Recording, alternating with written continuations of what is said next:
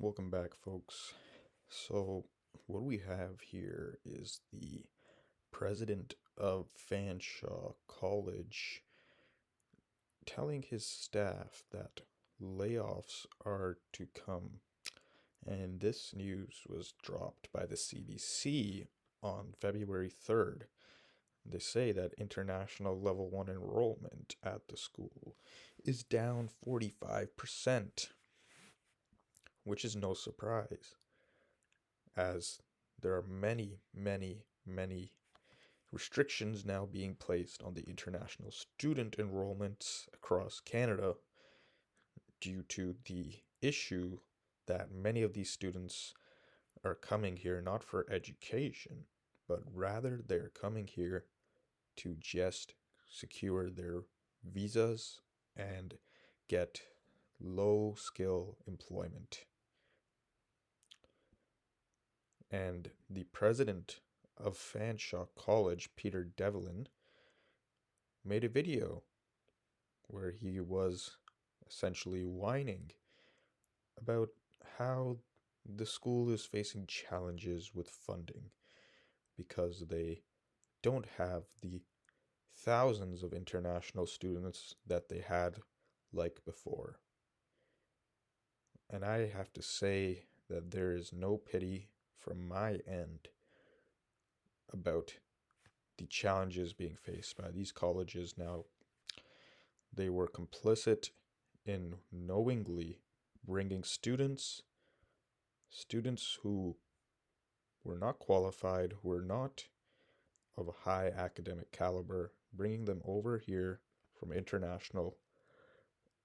through the international student programs, and essentially letting them buy their way into Canada by paying the college for a subpar diploma which offers no valuable skills, but is essentially just a payoff to get a permanent residency visa here in Canada as they work part-time at Tim Hortons or other uh, other establishments or stores, and part-time education. But in reality, it's only for the hours to contribute to their permanent residency visas. Uh, Permanent residency status. And to really show the extent of this, pulled up Fanshawe College annual report from 2023 to 2024. And I'll first show you here the domestic post-secondary enrollments. Since 2019, Fanshawe College has been consistently dropping in their number of enrollment of domestic students per year up until 2023, and then in 2024 they had a slight uptick in the amount of domestic students enrolling, but as you can see here, there was a consistent fall in domestic enrollment for students here in Canada. But if we look at the international full-time post-secondary enrollments, which many of these international full-time students are also working part-time, but let's get back to this graph here. We can see that in 2019, there was just barely touching 5,000 students of the international, from the international scene.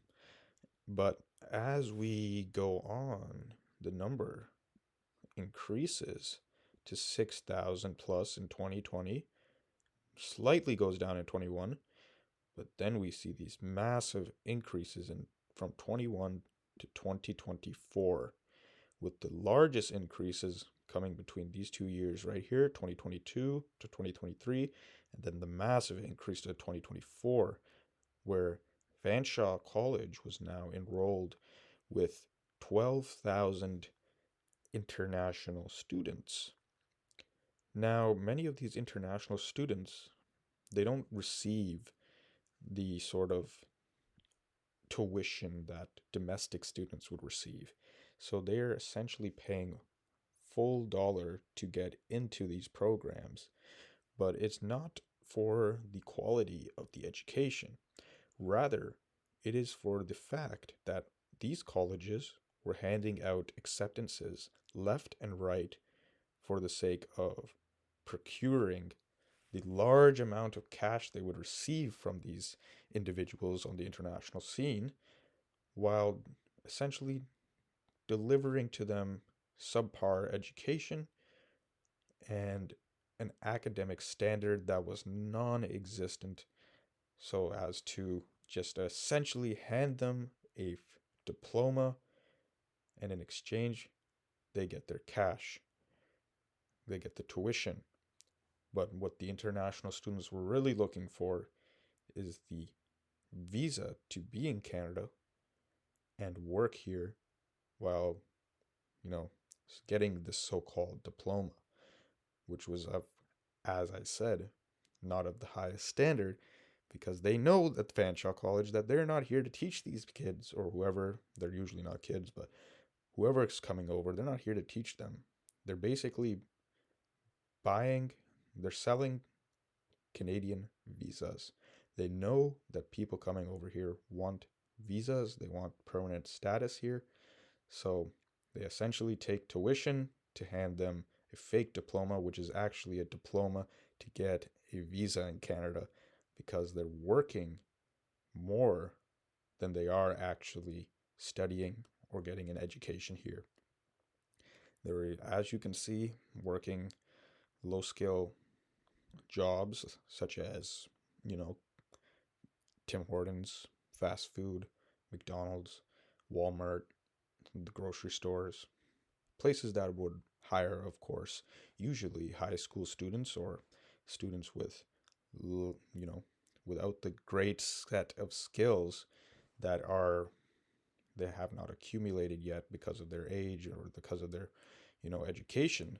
But instead of those students who were in Canada, who are usually going to be getting those jobs like high school students, we have the international students coming in instead, paying these colleges thousands of dollars to get a diploma, which is actually their ticket to a visa, and then securing these part-time jobs at Tim Hortons, whatever, wherever, as a whole ploy to just get permanent status here. They aren't getting education to go back. They're getting education to stay here. They want to work as low-skilled labor jobs. And it's honestly pathetic to see that the colleges are now coming back to the public scene and whining about the international enrollment numbers.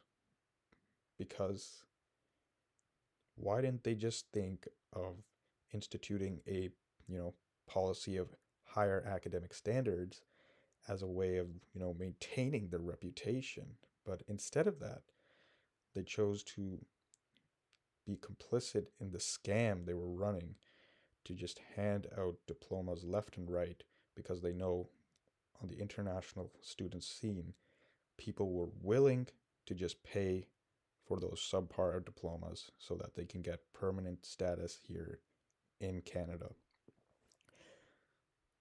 No pity at all for these guys at Fanshawe or the other colleges.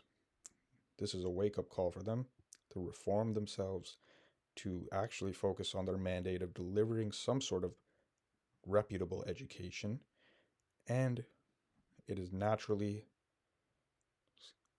that it would be natural for them to cut programs that are not worthwhile of any sort of, pedigree or any way. But thank you very much for watching.